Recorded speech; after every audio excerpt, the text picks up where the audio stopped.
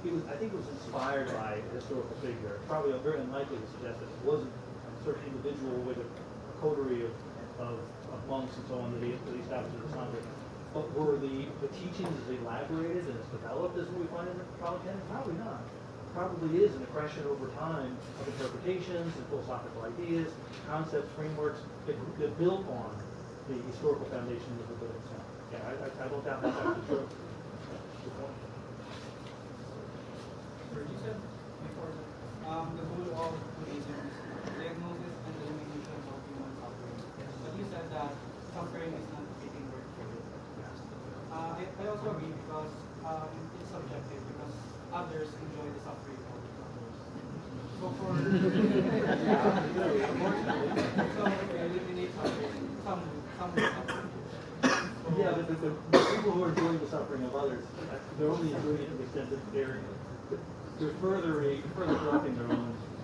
From the Buddhist point of view, they're certainly further entrenching the corruption of their own mind. That's a perverse kind of which won't be sustainable. Good one. Estudyante mo? You're a student? Is a kind of sustainable kind of happiness. At least that's what the Buddhist says. Taking joy in the suffering of others is likely in the end, in the long run, only to encourage sort of further entrenchment of others. So can the translation be changed to like example from tradition such that the goal is diagnosis of elimination of human suffering? If there's ever a contradiction of two philosophical views, for example, there is no disagreement. So if you solve that disagreement, you're trying to achieve the goal. I mean, certainly there's a kind of intellectual conflict that the Buddha would like to eliminate, because that does cause suffering. But from the Buddhist point of view, the kind of suffering that we have that's actually most difficult to deal with isn't even at the level of cognition. It's much deeper than that. It's a level of feeling. It's not cognitive. It's something that really operates in the background because it pervades and paints our experiences. I mean, words like anxiety, depression kind of get closer to what the Buddha meant because we don't think of them as just cognitive terms of like what I'm thinking about, but I should be enjoying this, this meal or something like that. I'm not, because all these things are agitating me and making me depressed and making me anxious.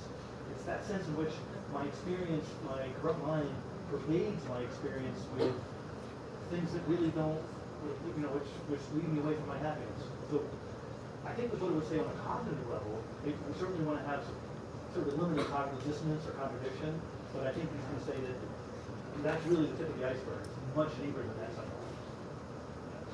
Other questions? Yes? So you made the distinction between Buddhism and science, wherein Buddhism is a kind of religious liberation, science is a objective study, right? So can Buddhism be viewed as from a objective or scientific level? For example, can compassion, happiness, and suffering be understood from a perspective of, for example, social science? And in other words, can science add something to Buddhism? Oh, yeah, definitely. Absolutely. In fact, yeah, I'm really talking from a natural scientific point of view here as opposed to a social scientific, which already takes into account some of the more obviously complex human phenomena that I don't think are really. Go back to the example of the the emergentist idea, right, with the painting. There's a sense in which surely a physicist can add things to what art does, right? They add new materials that artists can use and things like that. So sure, science can, it's just that when you come to the final analysis of the aesthetic value of that painting, it's not something the physicists in the end can actually give you the full picture on, right? Now there are people, who are reductive physicalists who think that even that experience of the art can really, in the end, be just explained in terms of what happens in the chemicals of your brain as you view that piece of art, right? There are people who think that. I think that's absurd. I think that's totally absurd. But that's how, the sort of reductive physicalist is going to want to say that even all of that can be described ultimately in physical terms and scientific terms.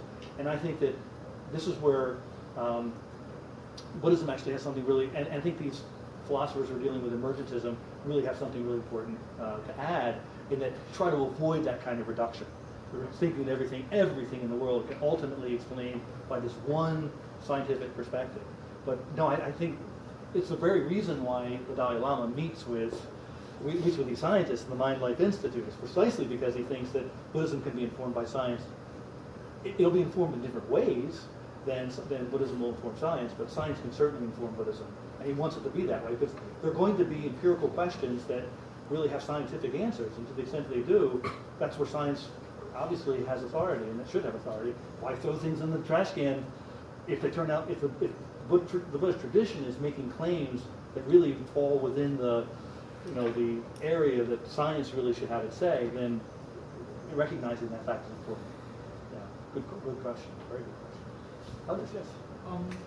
Mental health problems have become more apparent over the past year. Depression specifically, people say that it's about weird chemicals in the brain, or it could be about someone's way of thinking. That's why they go to therapy. So how or where do you think this Buddhism come into play when it comes to these problems? Excellent question. In fact, there's a whole movement now in the treatment of psychological disorders, not just in the United States, but it's happening in a big way in the United States, where mindfulness meditation has become a very, very powerful tool in the kit bag of psychiatrists and psychologists in terms of the treatment of mental disorders. And so Buddhism has a lot to say about how to use meditational techniques for treating, as a therapy for anxiety, anger management, and so on and so forth. In fact, it's because the research literature on the positive effects of mindfulness meditation has now just exploded. In fact, they're using this now even in school systems across the United States, where they're actually training children to do mindfulness meditation. They don't say it's Buddhist, because otherwise you get a backlash. A few places where people figured out, wait a second, this looks like, they think you're teaching religion to my kid, that sort of thing. And then that obviously gets really controversial. But just one area among several where Buddhist tradition has had a really powerful impact on the treatment of depression, anxiety, anger management, things like that, is using some of the meditation skills, teaching meditation skills that Buddhism has. There's been a lot of study at the University of Wisconsin. There's a scientist by the name of Richard Davidson. He's probably a pioneer in using fMRI, magnetic resonance imaging, to study the brains of monks who've had more than 10,000 hours of meditative practice. So he takes these Tibetan monks and puts them in an fMRI, studies the ways in which their brains differ from traditional brains. And what he's found is that in your frontal lobe and in the frontal cortex, that these people actually have the way in which their brains operate is actually fundamentally different in physical terms, physiological terms, than other people. And so, they actually says that to the extent to which you can measure happiness, and I'm not so sure I don't know exactly what that means, but to the extent to which you can measure happiness, some of these monks are called the happiest people in the world. Why? Because so the median point by which certain operations take place in the prefrontal cortex is vastly different. It's far to the left of where other people's brains process things. And that seems to be coordinated or correlated with happier lifestyles and things like this. And so now that's a kind of very reductive thing to say. I'm very careful about saying that you can change your brain necessarily by doing, but it seems to suggest very strongly that meditational practice does actually change neural events at that level. And it seems to be scientific evidence to suggest it does. That's being translated also into actual therapeutic practices by working psychologists and psychiatrists to use meditation techniques stemming largely from the Buddhist tradition for treatment. Great question. Yes? I have one last question. What is the stand of Buddhism on heart determinism? On heart determinism. Okay, very good. Excellent question. Yeah. If you take a really hard determinist view that A causes B and it couldn't possibly cause anything else and everything in the world works that way, it seems to get rid of moral responsibility. Right? I think that's where you're going with this, right? If everything is the way it's going to be, you can't change it, how can we hold people responsible for the action? The Buddha was not a hard determinist whatsoever. In fact, the doctrine of karma, he compared it to when milk curdles. How the curds form, we really can't really say, but we know they're going to form in certain ways. And he said, that's why you can't say that do action X, you're going to get Y result. It's a propensity. There's a kind of fundamental determinism. And this is where the emergentism, very simply, at the level of molecules, of course there's a kind of hard determinism, right? Chemistry, physics is based on the idea that at the level of description, when you get that, when you talk about physics and chemistry, you better have a hard determinism or you don't have any laws, right?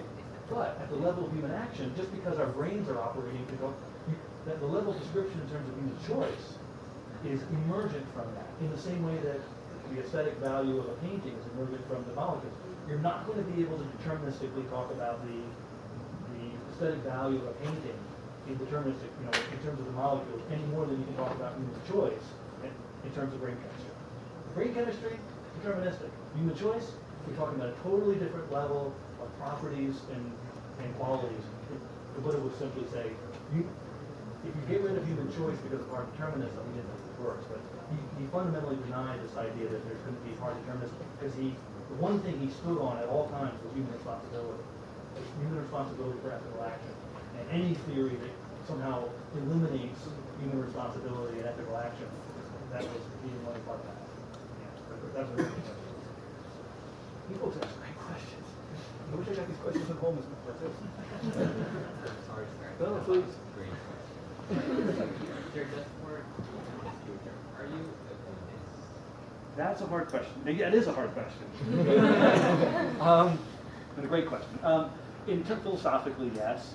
But when I think of Buddhism as a practice, large part of it is what it is socially and culturally is being in support of the Sangha. Where I live in Wisconsin, we don't have that. So insofar as Buddhism is a kind of cultural phenomenon which involves being in a kind of relationship with monastic community, things like that, I couldn't be a Buddhist if I wanted to be. You asked me, do I call myself philosophically Buddhist? I would have to say yes.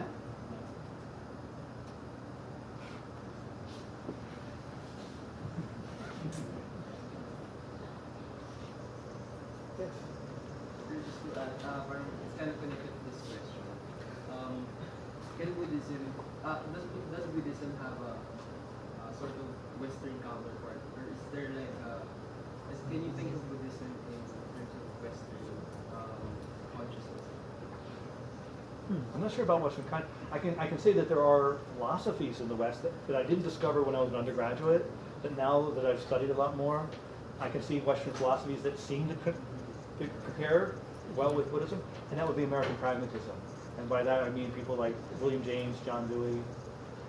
These are the classical American pragmatists. So actually the kind of research that I do very often is kind of three-pointed. There's Buddhism on one side, there's science on the other, and there's also American pragmatism on the other. It's kind of three-legged. And I would say that people like John Dewey and William James specifically have philosophical attitudes that are very compatible with the early Buddhist tradition. They also have a kind of process-oriented metaphysical view. They take very similar views to Buddhism. Yeah. And I don't say that just because I'm American. I say that because it took me a long time to get to that. It just so happened that here in my own cultural tradition, there is something that could work. Any other questions? Anyone else? Just to add to that, Yes. Existentialism. Yeah, that's a really good, also existentialism connects with Buddhism quite well. But versus American pragmatism, which I'm also not very familiar with. So, I mean, existentialism